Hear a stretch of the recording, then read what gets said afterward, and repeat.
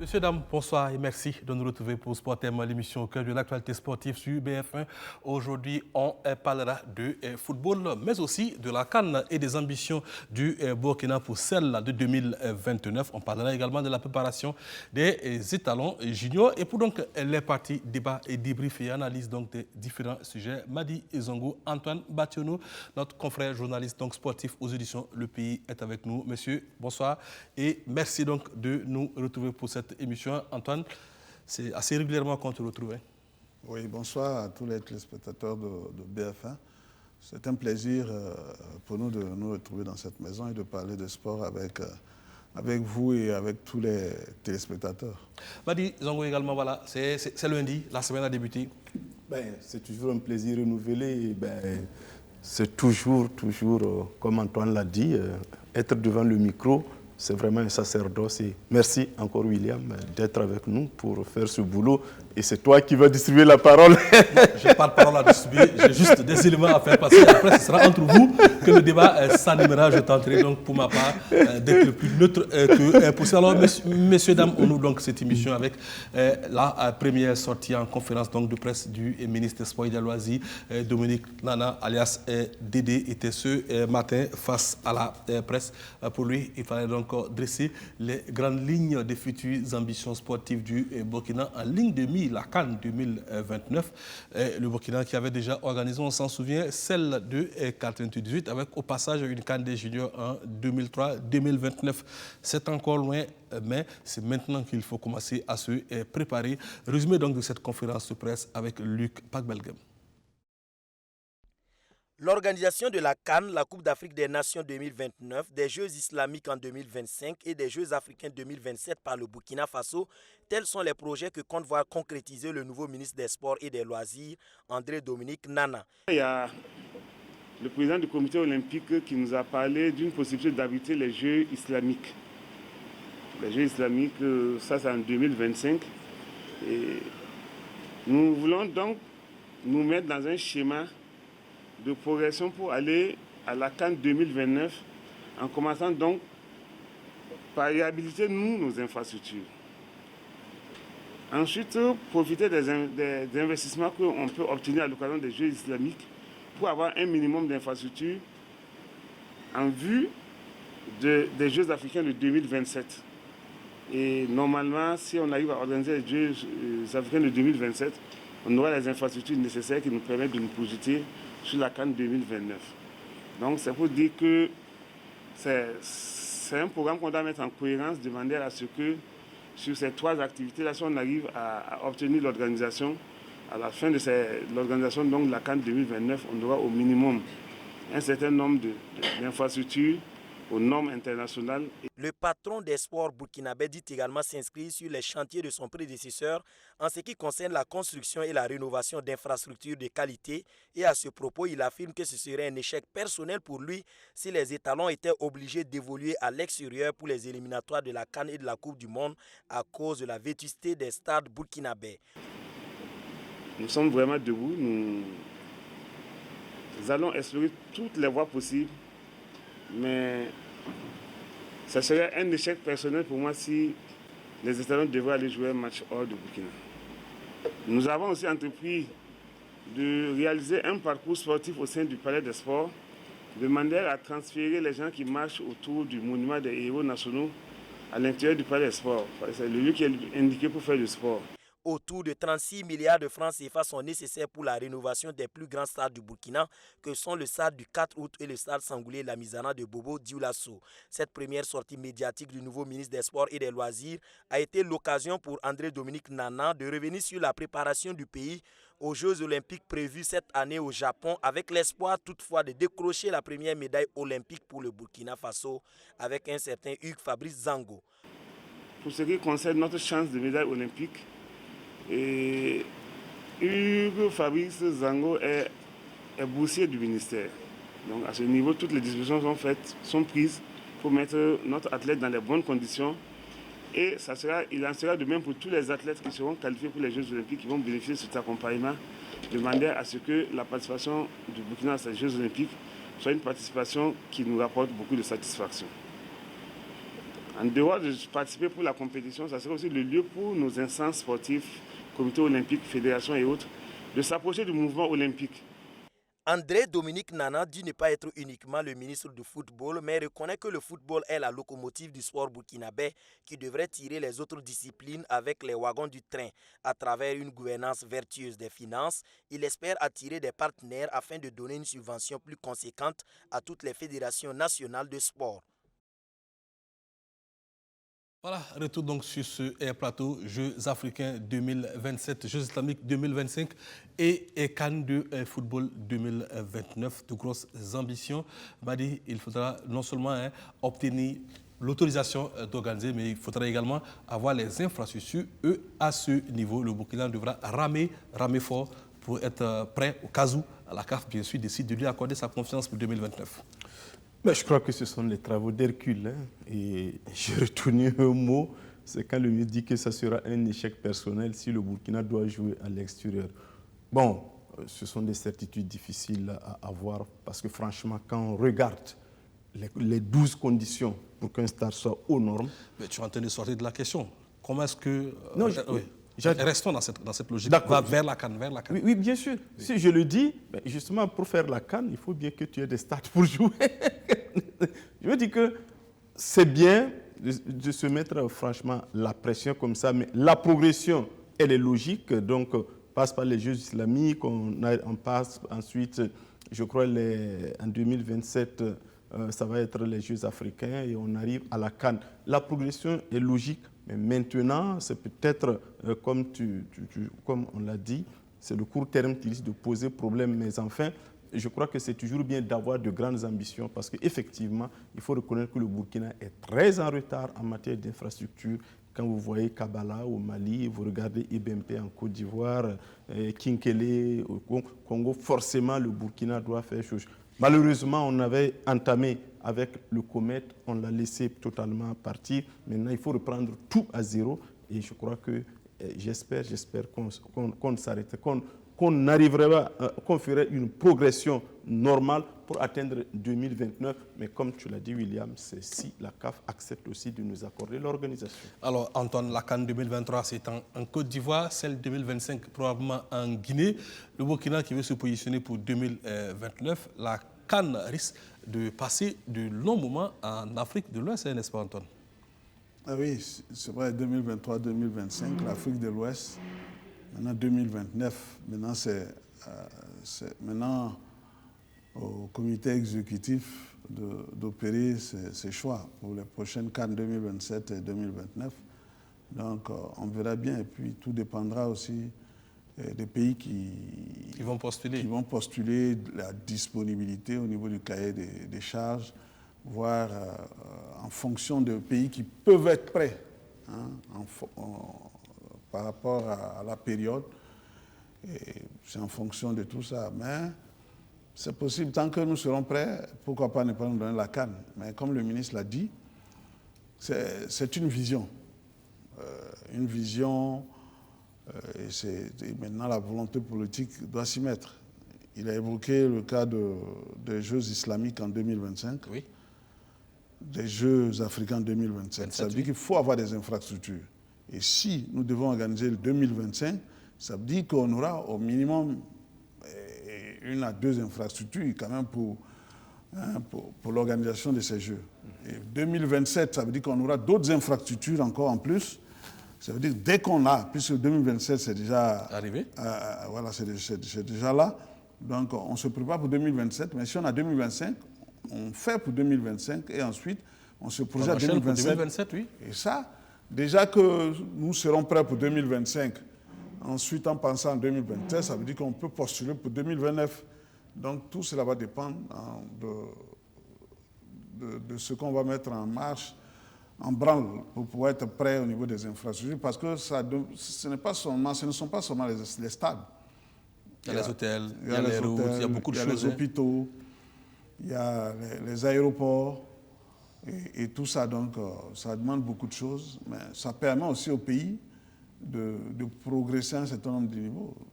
Dans son développement au niveau des infrastructures, ça reste. Ce sont les infrastructures qui restent, qui vont appartenir au pays. Donc, si on veut y aller, c'est maintenant. Et puis, quand on suit le ministre, on sent cette volonté-là d'y aller. Maintenant, on attend la décision de la CAF. Il faut préciser qu'en 4-28-18, lorsque le Burkina accueillait sa première CAN, c'était une CAN à 16 pour 2029, ça sera une CAN à 24. Donc, il est inutile donc de vous rappeler que la CAN ne se jouera absolument pas entre Ouaga et Bobo, comme cela avait été le cas en 4-28-18. Il faudra au Bamo 5 à 6 nouveaux stades pour habiter donc cette compétition. Alors, le ministre des Sports et des Loisirs, donc Dominique Lena, s'est également attardé sur les primes allouées aux étalons. Voici les explications que Luc Paguelgem nous rapporte. Le Burkina Faso est un État responsable qui respecte ses engagements. Comme il a dit, au jour d'aujourd'hui, aucune équipe ne peut parler de prime qui n'a pas été payée. S'il y en a, vous nous le dites. Il a évoqué le cas des petites catégories. C'est vrai, beaucoup souhaitent qu'on trimballe des valises d'argent là où sont les joueurs pour les payer sur place. Ce n'est pas comme ça. Ça a toujours été comme ça. Quand ils finissent la compétition, ils viennent récupérer leur argent au niveau de la DAF. Et ça a toujours été payé. S'il y a une seule équipe qui n'a pas reçu de prime de match, qu'on nous le dise, ça n'existe pas. Et moi je pense qu'il faut même dématérialiser. Il faut arriver à transférer les primes dans les comptes des joueurs. Vous voyez, si nous transportons de l'argent pour aller payer des enfants, au niveau des pays, nous les mettons en insécurité. Et ce n'est même pas évident qu'ils soient dans de bonnes dispositions pour pouvoir, en tout cas, donner le meilleur d'eux-mêmes. Ces dernières années, les autres catégories, je veux dire les petites catégories, sont montées en puissance. Ce qui fait qu'il y a une différence entre la gestion au niveau des catégories supérieures, je voudrais parler des seniors A, pour lesquelles catégories nous avions un certain nombre de dispositifs déjà réglés par rapport donc aux petites catégories. Pour ce qui concerne les seniors A, pour l'ensemble, la plupart des joueurs sont des expatriés, comme on peut le dire. Et donc, ce qui fait qu'il faut forcément apporter les ressources sur place et régler pendant la compétition. Pour ce qui concerne les petites catégories, en général, l'ensemble des joueurs reviennent au pays. Donc, on préfère attendre au pays et régler ces questions. Mais pour la plupart des cas, ils reçoivent avant la compétition, ils reçoivent la prime de regroupement, la prime de sélection et éventuellement la prime de qualification. Donc c'est ce qu'on peut dire. Et je voudrais dire à l'endroit de celui qui a dit que c'est à la tête du client, non, ce n'est pas à la tête du client. Les arrêts des montants se font en collaboration avec la Fédération burkinabé de football pour voir combien il faut. Et en plus de ça, il y a un arrêté qui est pris réellement pour réglementer, en tout cas, l'octroi de ces primes-là.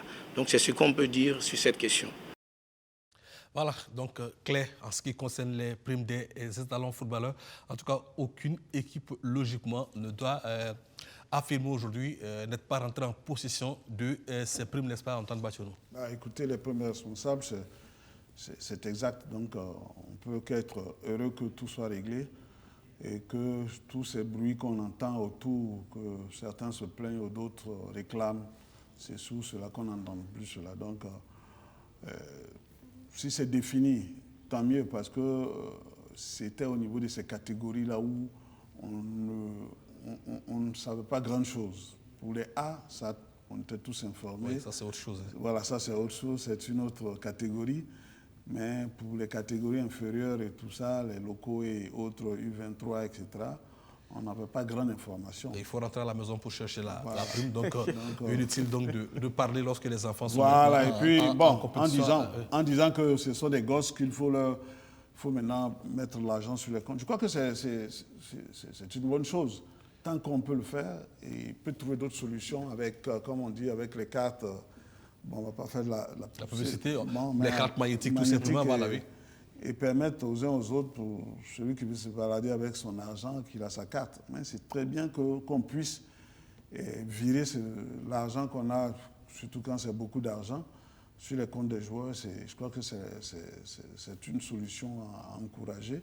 Mais maintenant qu'on sait que pour certains, il faut revenir au pays pour être payé, il n'y a pas de raison de parler lorsqu'on est en compétition. Je voudrais juste, William, dire que ça doit être même une obligation actuellement de mettre l'argent sur des comptes parce qu'on ne peut pas parler de bancarisation de l'économie et continuer de donner de fortes sommes d'argent à des joueurs de football. Franchement, il faut qu'on dépasse ce stade de l'argent liquide donné là pour mettre sur des comptes, même au niveau des clubs, pour faire de l'extraction. Je pense qu'il faut qu'on en arrive là et puis arrêter. Sinon, tous les problèmes, comme vient de là, le gars, il prend l'argent dans le bar d'à côté, il laisse la moitié là-bas. Parce que toi, tu vas souvent dans le bar d'à côté. Les enfants n'y vont pas, alors. Tu ne vas pas traîner les enfants dans le bar. Alors, monsieur, on reste toujours avec le ministre des Sports. Cette fois-ci, on parle du cas Jonathan Zongo. On s'en souvient, l'international burkinabé, victime d'une blessure lors de la CAN 2017. On pensait que tout avait été réglé.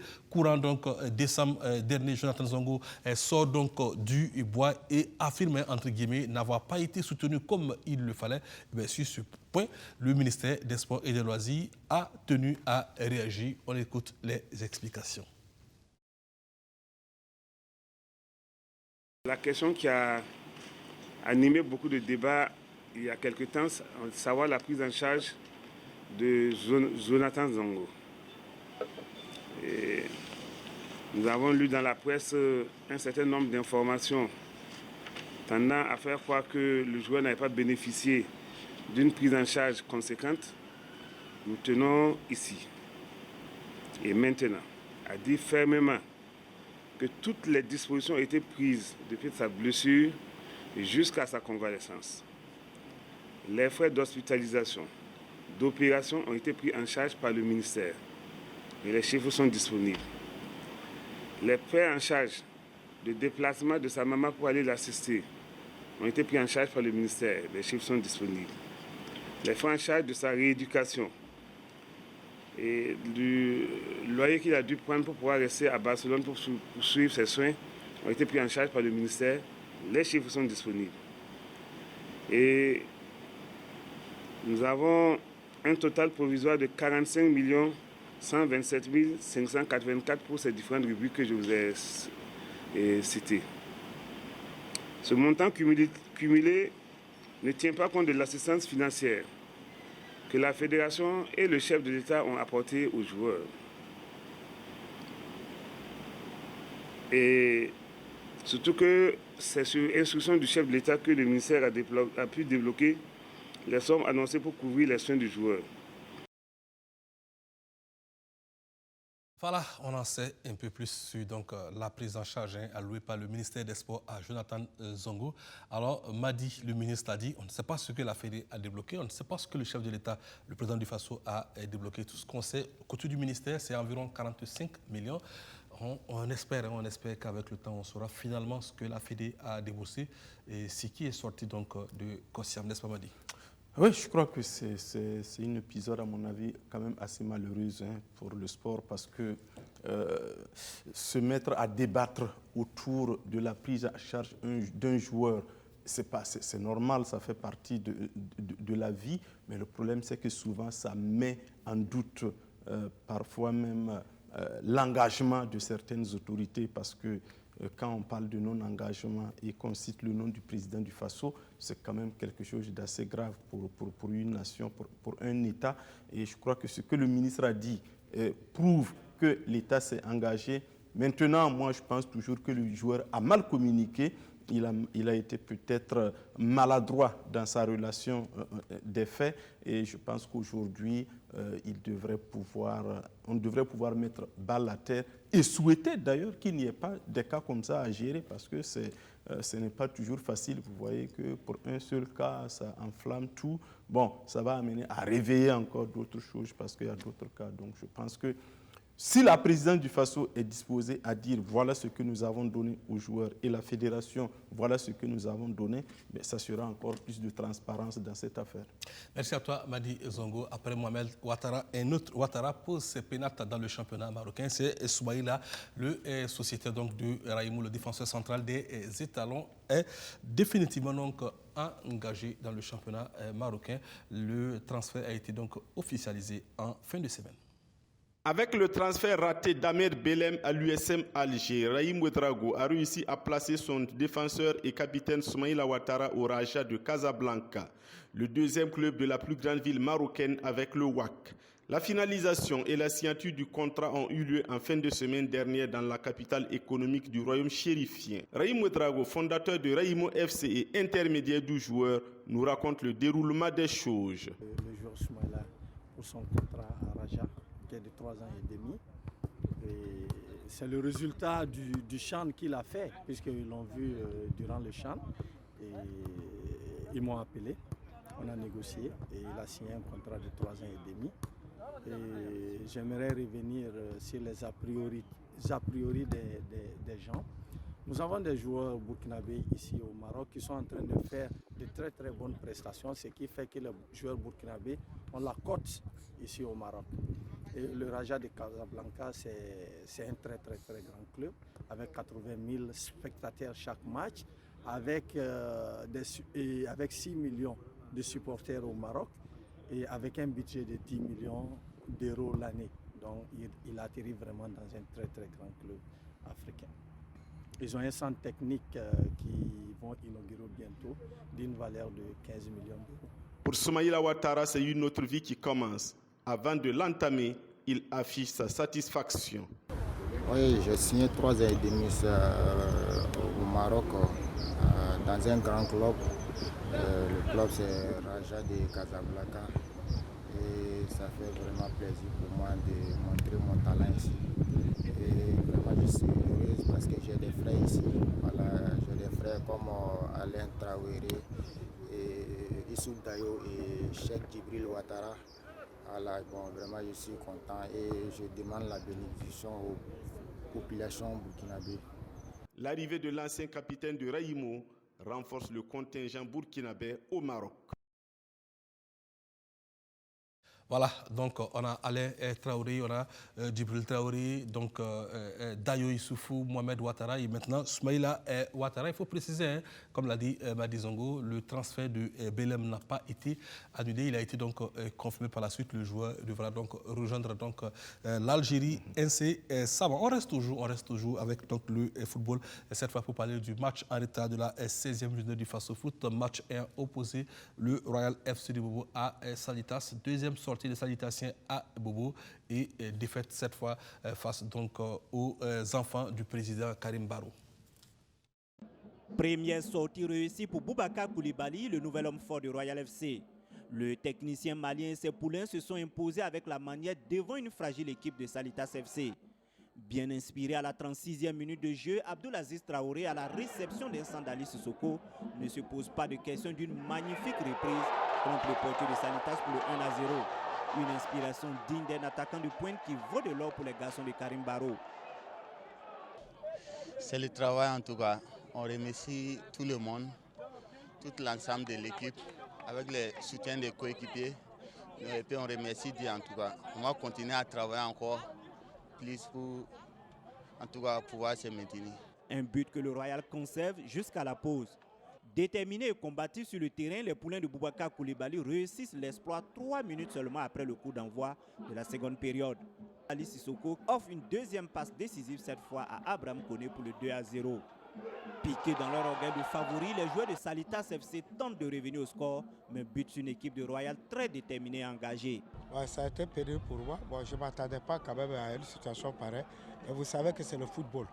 Donc, tout peut arriver. Peut-être on était sûr quand même de remporter les 3 points. Ouais, c'était quand j'ai senti que l'équipe adverse était plus déterminée que nous. Ils sont plus engagés que nous.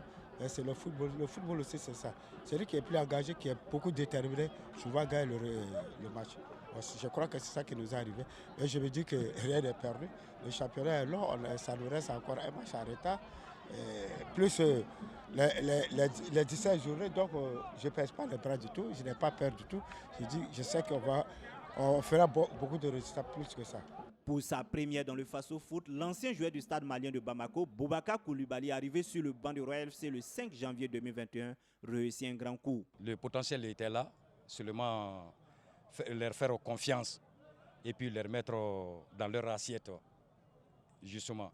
Et ce n'était pas contre n'importe quelle équipe aussi, parce que ça, c'est une équipe qui est là à porter le drapeau du Burkina et je leur souhaite bon vent. Et là quand même, le spécial, c'était le travail. Parce qu'en matière du football, il n'y a pas deux alternatives, une seule. Et ça, c'est le travail. Et ça continue. 3 précieux points qui viennent apporter une bouffée d'oxygène à Royal dans sa grande bataille pour le maintien cette saison. Avec cette victoire, les garçons de Karim Barro sortent de la zone rouge avant la reprise du championnat. Salitas doit vite oublier ce match et se concentrer désormais sur sa double confrontation en Coupe CAF face au Gabonais de l'Est Bouingidi les 14 et 21 février 2021.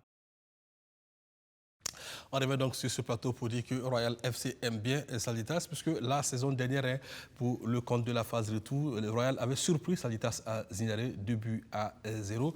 On va dire qu'on prend les mêmes et on recommence cette fois. On retrouve les étalons juniors en pleine préparation pour la CAN de leur catégorie en retranchement actuellement au Maroc. Les poulets d'Oscar Barro répètent tranquillement leur gamme avec pour seul objectif de faire très belle figure lors de cette CAN qui se déroulera, il faut le préciser, en Mauritanie.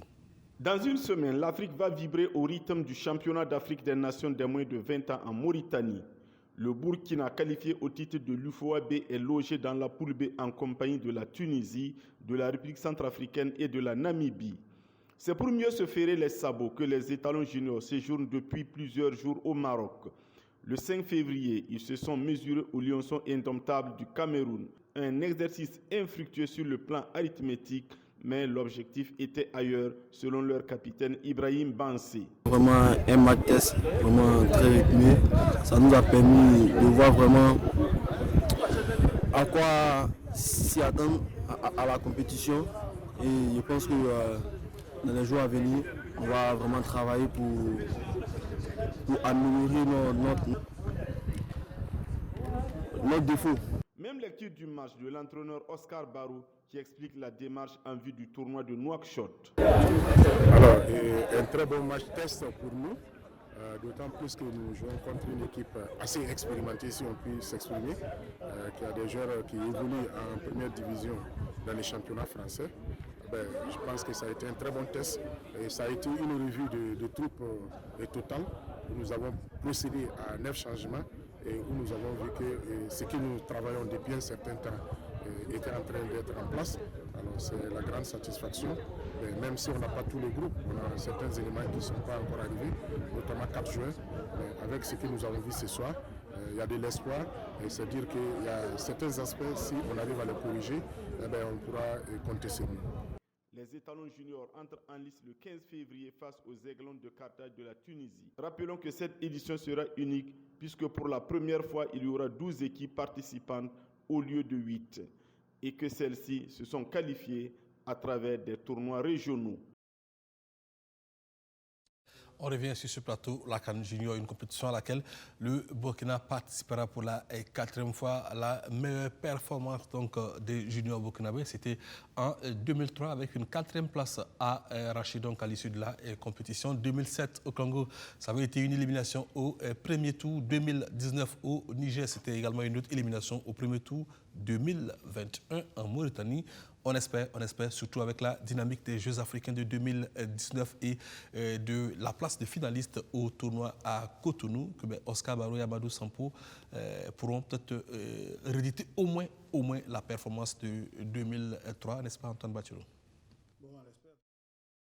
Pourquoi pas mieux, hein, dans la mesure où c'est un bon groupe et puis c'est le même staff depuis les Jeux africains en 2019. 2019, oui. Au Maroc. Et puis après, c'est vrai, avec la pandémie du Covid-19, il n'y a pas eu de compétition. C'était le Bénin avec le tournoi UFOA B, finaliste. Les étalons U20 ont montré de bonnes dispositions là-bas. Une équipe qui a été positivement appréciée par tous les observateurs. Une belle équipe, un bon groupe. Et voilà que c'est la CAN, donc ça dit qu'un mois après, c'est la CAN, donc ça dit les garçons sont dans une certaine dynamique et si l'état d'esprit est le même, je suis convaincu que ces garçons-là pourront réaliser de belles choses en Mauritanie parce que pour ce qu'on a vu depuis lors et surtout au Bénin, il n'y a pas de quoi s'inquiéter. Maintenant, la réalité sera tout autre face à des adversaires inconnus parce que ce sont les catégories d'âge où ça change du jour au lendemain et tous les 2 ans encore, là, ça varie. Donc, difficile de se prononcer, mais on espère que nos garçons vont maintenir la dynamique et puis faire plaisir, encore nous faire plaisir comme ils l'ont fait au Bénin, ils l'ont fait au Maroc. Alors, Madi Zango, justement, c'est une catégorie qui, de par le passé, ne réussissait pas beaucoup aux étalons. C'est la première fois que le Burkina participait à 2 CAN juniors d'affilée. Est-ce qu'on peut se mettre à rêver déjà de cette performance, d'avoir réussi à se qualifier? C'est comme Antoine l'a dit, la difficulté avec ces équipes, c'est qu'il n'y a jamais de repères.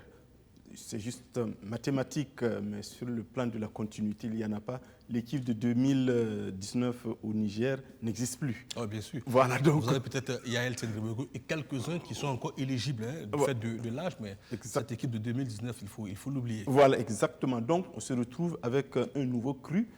Mais le repère qu'on peut avoir, ce sont les Jeux africains. Si on se dit que c'est un cran, c'est quand même un niveau assez élevé, les Jeux africains. Et ceux des Jeux africains ne sont plus largement pour la majorité oui, aussi. Voilà, encore raison de plus pour dire qu'on va même... Ça fait déjà pratiquement 2 ans. 2 ans, voilà. Même si on ne va pas à l'aventure, il y a quand même beaucoup d'inconnus. Et moi, l'inquiétude que je peux avoir, c'est par rapport à des équipes comme la République centrafricaine. Vous savez, ce sont des catégories d'âge et généralement, ce sont des pays qu'on ne voit pas au niveau des seniors, mais qui peuvent travailler en bas, comme on le dit, par rapport aux jeunes. Donc, ce sont des équipes qui peuvent surprendre. Rappelez-vous la Gambie qui avait surpris toute l'Afrique, je ne sais pas si je crois... Oui, mais la Gambie avait été épinglée après parce que les cadets n'étaient pas des cadets. Ah ben, bon, William, suis mon regard, regarde-moi, tu vois mon regard. Donc la Gambie ne serait être considérée comme un exemple. Non, mais justement... Chez les cadets et chez les juniors, il avait été prouvé que c'était ni des cadets ni des juniors. Oui, mais la Gambie n'est pas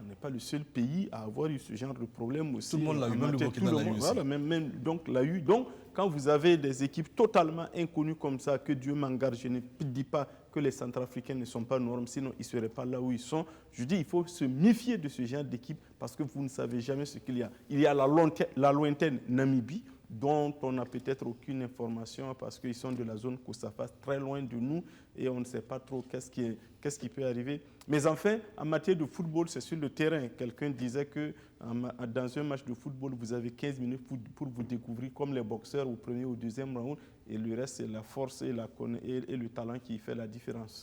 Voilà, les juniors sont en pleine préparation donc, au Maroc. Ils ont ainsi reçu la visite d'un de leurs aînés, Alain Traoré. Alain Traoré, donc, qui explique le sens de sa visite au camp de base donc, des étalons juniors. Dans ce même élément, vous pourrez donc suivre une interview de Raïm Ouedraogo.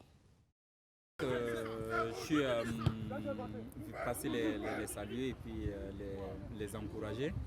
Et dire simplement qu'on était fiers d'eux, qu'on est content qu'ils soient qualifiés pour cette Coupe d'Afrique et qu'ils avaient beaucoup de chances de l'emporter vu ce qu'ils nous ont montré pendant leur tournoi IFOAB.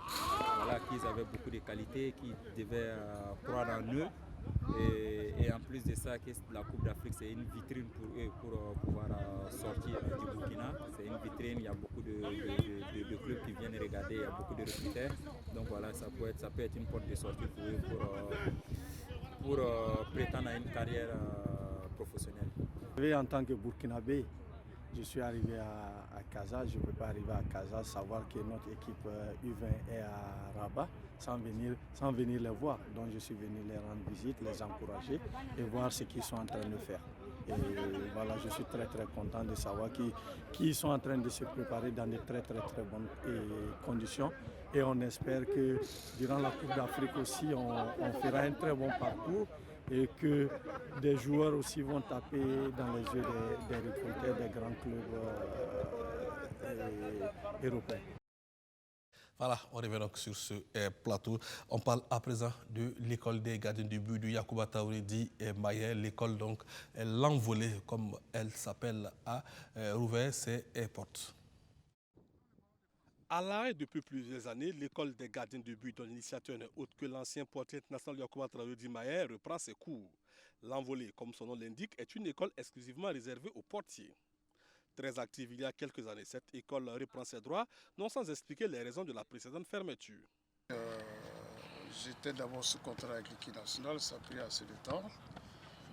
Et en plus de ça, j'étais en train de faire des recherches sur le poste de gardien de but pour trouver une méthodologie qu'on peut adopter à nos gardiens.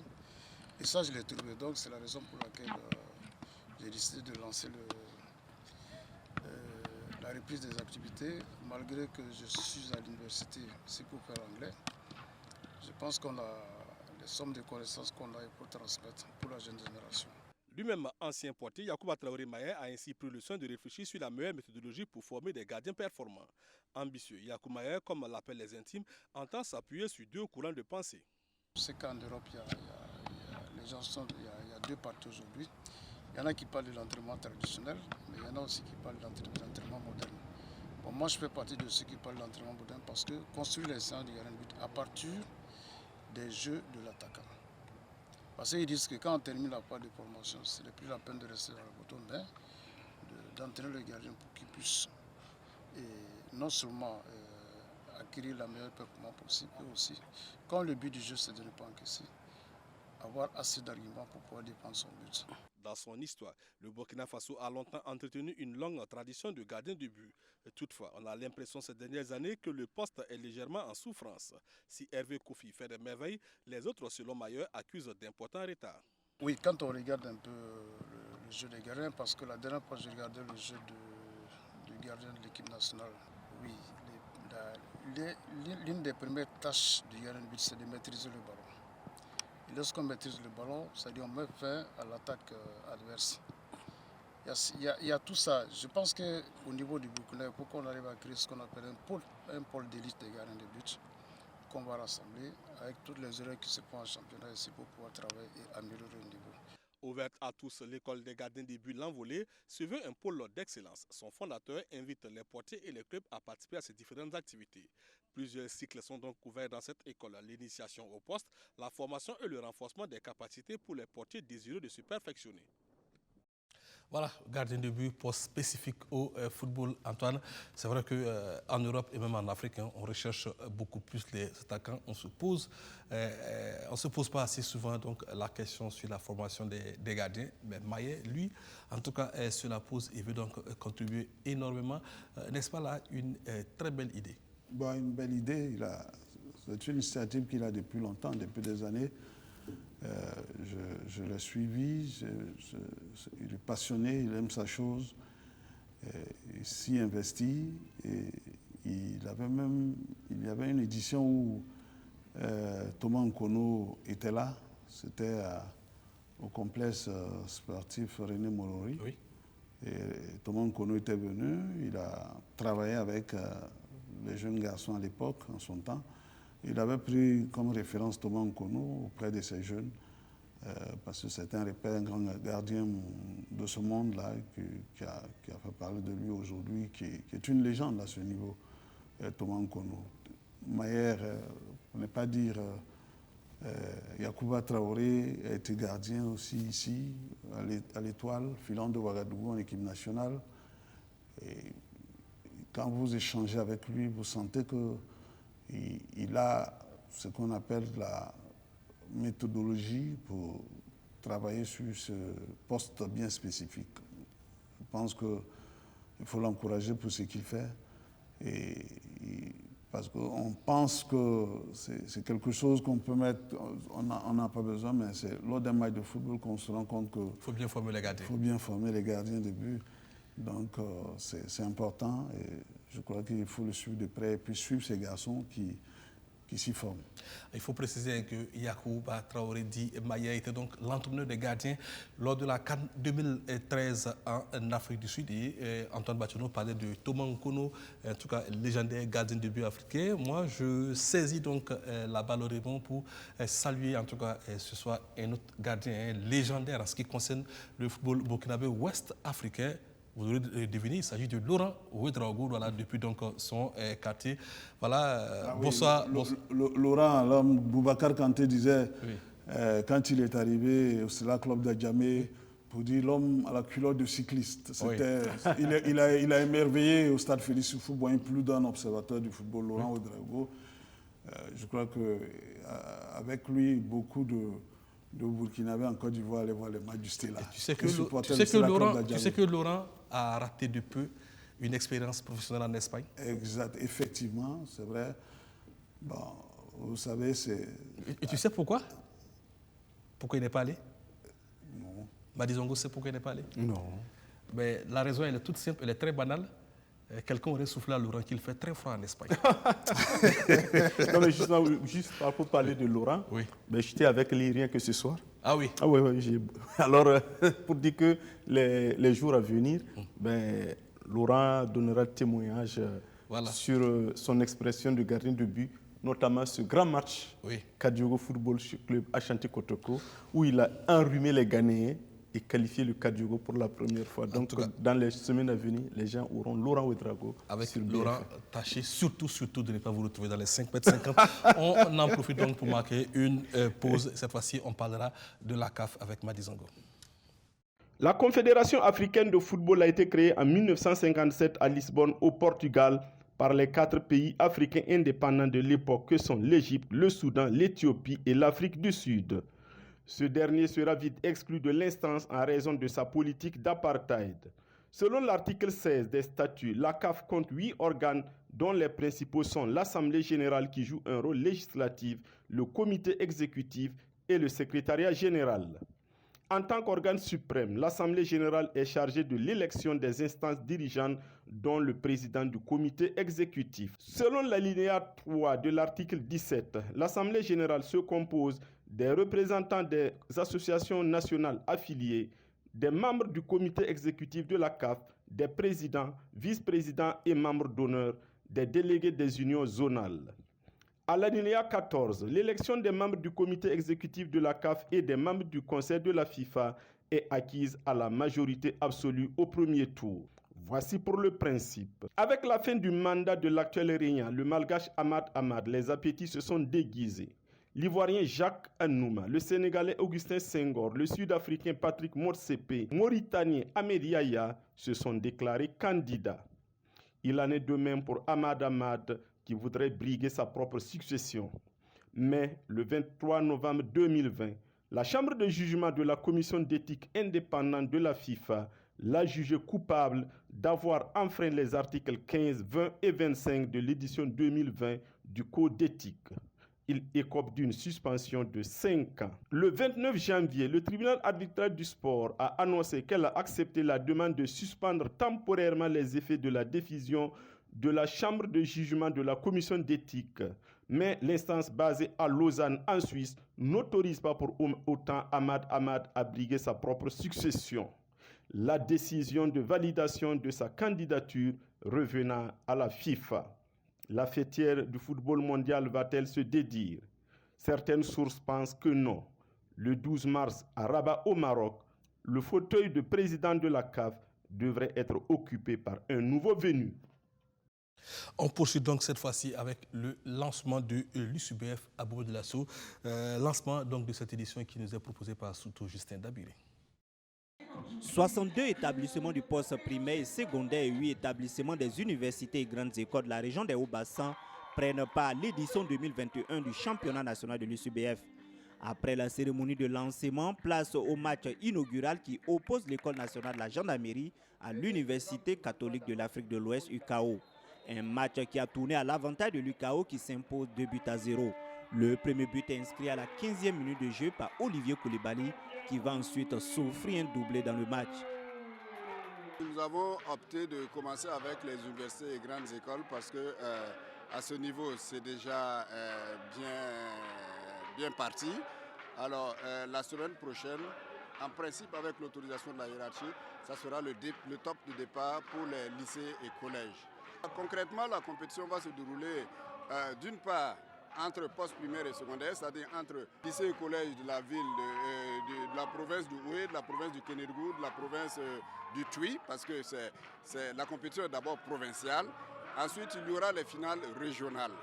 Ça, c'est pour les lycées et collèges. Au niveau des grandes écoles, ça sera la même organisation, mais comme vous le savez, en termes de grandes écoles et universités, il n'y a que la ville de Bobo, dans la région des Hauts-Bassins, qui est abri des universités et des grandes écoles de formation professionnelle.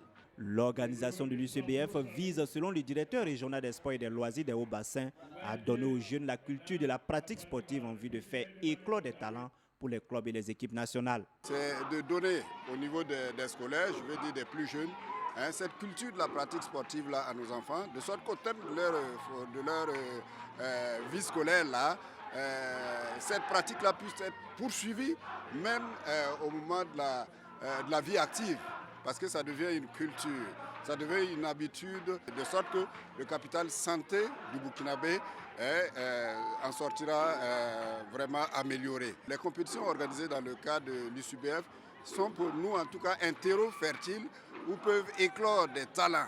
Alors, ces talents-là vont être, n'est-ce pas, entraînés, améliorés, perfectionnés et peut-être atteindre le haut niveau, pourquoi pas le professionnalisme. La fin des compétitions est prévue en principe pour avril 2021 avec les finales régionales. Selon le directeur régional des sports des Hauts-Bassins, pour cette année, seule la compétition des universités et des grandes écoles va se poursuivre avec la finale nationale. On revient sur ce plateau et on enchaîne avec du hockey. Cette discipline entend donc promouvoir davantage les compétences de ses acteurs et de ses encadreurs. L'USME proposé par Luc Palbalgam. La Ligue régionale du centre de hockey sur gazon veut mettre les clubs de la capitale en situation de compétition avant les rendez-vous majeurs de la fédération. C'est ce qui explique cette série de matchs sur le plateau Omnisport Simon Compaoré ce matin du 7 février. Environ 7 équipes de Ouagadougou se sont jaugées à ce mini-tournoi. Donc c'est un tournoi qu'on a organisé au niveau de la Ligue pour permettre aux enfants de jouer, les mettre en jambes pour qu'ils puissent pour préparer les échéances futures. Comme vous le savez, le hockey sur gazon c'est un nouveau sport, une nouvelle discipline. Et nous sommes en train de nous battre pour pouvoir faire connaître cette discipline et permettre aussi aux jeunes de pouvoir jouer, de pouvoir améliorer leur niveau de jeu. Puisque nous avons la compétition qui vient dans quelques mois, je vais parler des championnats nationaux dans le mois de juillet-août. Donc c'est pourquoi nous sommes en train de se préparer pour pouvoir avoir des équipes compétitives au niveau du centre. Le hockey sur gazon n'est pas qu'une affaire de garçons. Les filles y ont leur mot à dire et il faudra désormais compter avec le hockey féminin, toute chose qui est une recommandation de la Fédération mondiale. Dorénavant, en tout cas, on est en train de faire la promotion du hockey féminin au Burkina et je pense que dans les jours à venir, on va faire des compétitions pour les filles, pour encourager les filles à sortir. Parce que c'est un sport mix, ce n'est pas dédié uniquement aux hommes, mais depuis des années, on voit que c'est les garçons seulement. Donc, mais à partir de cette année, en tout cas, on a décidé de faire la promotion de ce sport pour les filles. Pour une initiation des clubs ouagalais aux situations de compétition, le niveau est jugé satisfaisant par le directeur technique. Les matchs que nous avons suivis vraiment sont d'un bon niveau. On peut s'en féliciter parce qu'on sent un travail qui est fait dans les différents clubs et ça c'est à l'honneur de tous les entraîneurs qui ont reçu des formations. Vraiment, je pense que le niveau est bon et qu'on peut, si on continue comme ça, on pourrait titiller aussi les grands du hockey en Afrique. À en croire le président de la Fédération burkinabé de hockey sur gazon, les hockeyeurs de la capitale ne demandaient qu'à croiser les crosses et l'initiative de la Ligue régionale du centre est à saluer. C'est ce que nous avons toujours souhaité, qu'après les entraînements, il y a quand même des situations de jeu, de compétition, pour quand même pouvoir mesurer les progrès, mesurer les manques et pouvoir vraiment ajuster l'entraînement par rapport à ça. Et nous sommes très contents de l'initiative de la Ligue qui permet à ces clubs-là de pouvoir vraiment mettre en pratique ce qu'ils ont appris et puis surtout se mettre en situation de compétition parce qu'il n'y a que la compétition qui peut vraiment permettre le progrès. Le hockey sur gazon est une jeune discipline au Burkina Faso, mais étend ses tentacules à son rythme au point où des Burkinabés se familiarisent de plus en plus avec ce sport. Voilà, après donc le hockey, place maintenant au rugby où également on s'est lancé dans une ambiance studieuse, cette fois avec un expert venu de la Côte d'Ivoire. Depuis son affiliation à la World Rugby, les nouvelles ne font qu'aller de mieux en mieux pour la Fédération burkinabé de rugby. Après le stage qui a concerné les rugbymen burkinabés en janvier, les entraîneurs et les arbitres ont aussi eu leur tour de formation ce mois de février. Des experts de Rugby Afrique ont ainsi appuyé les entraîneurs et les éducateurs sportifs sur les rudiments et les aspects techniques du rugby. Il va falloir continuer à travailler sur ces acquis et essayer de combler un peu des faiblesses qui, pour le moment, de ce qu'on voit, se situent sur le jeu au niveau des avants, où en tout cas on pense qu'il y a besoin de certains gabarits pour pouvoir tenir la mêlée et pouvoir tenir les phases de conquête. Je pense que la fédération y travaille, mais en attendant d'y travailler, il ne faut pas qu'on se leurre. Nous avons quand même une équipe des Malgaches qui sont aussi comme les Burkinabés, mais qui pourtant sont en train de jouer avec les meilleurs en Afrique. Donc ça veut dire que quelque part, il faut essayer de combler tes faiblesses, mais aussi jouer avec tes forces. Et aujourd'hui, l'une des forces de l'équipe du Burkina, ce sont les jeux des trois quarts. L'autre concept qui a fait l'objet de cette formation, c'est le Get Into Rugby qui prend en compte les enfants. Le Get Into Rugby est une approche innovante qui permet aux enfants de faire un rugby sans contact, de se faire plaisir en jouant, de telle sorte à pouvoir les attirer au rugby. Avec 3 thèmes importants: essayer, jouer et rester dans le rugby. Donc c'est de ça que nous avons traité hier. Aujourd'hui, nous sommes là pour évaluer un tout petit peu les arbitres, pour voir ce qu'ils sont capables de faire et éventuellement leur accorder le niveau 2. L'évaluation des arbitres et des entraîneurs s'est faite au cours d'un match au stade René Monori afin de mesurer le niveau de compréhension de tous. L'affiliation du Burkina à la World Rugby donne droit aux étalons rugbymen ou au Pilanou, qui veut dire 15 en langue nationale morée, de participer au tour de repêchage Coupe du monde rugby à 16, aux éliminatoires de la Coupe du monde rugby à 7 et des Jeux olympiques. La présidente Rolande Boro pense qu'avec du travail, l'équipe nationale peut avoir son mot à dire. Je pense que jusqu'à présent, c'est possible, mais à condition, comme je le dis, de pouvoir avoir un accompagnement pour que les joueurs puissent s'entraîner régulièrement dans les terrains, parce que ça ne badine pas le physique au niveau du rugby. Et aussi, en tout cas, avoir des gabarits, des gens qui sont vraiment forts, qui sont vraiment en forme pour pouvoir gérer le paquet. Le rugby national gagne donc en galon avec l'affiliation à la World Rugby. Les formations entamées depuis 2020 et qui se poursuivent visent à capitaliser ce nouveau statut afin de faire rayonner le rugby burkinabé en dehors des frontières du pays. Voilà, on revient donc sur ce plateau, une émission que nous sommes obligés d'arrêter. On nous fait signe depuis la réalisation que le temps qui nous est imparti est arrivé à son terme. On aurait bien voulu retrouver Moumouni Dagano dans un élément, mais nous faisons la surprise, cet élément, ça sera pour vendredi. Il n'y a pas que ça, il y avait également un autre élément sur le sport pour tous, ça sera donc remis pour vendredi. Madi Zongo, merci. Merci William. Merci à toi également Antoine. On espère te retrouver très prochainement. Je sens que tu es déçu que le temps... le temps, c'est le temps. Hein. Oui. Donc, il faut faire avec. Merci à vous également de m'avoir accueilli une fois de plus sur ce plateau et merci à tous les téléspectateurs de BF1.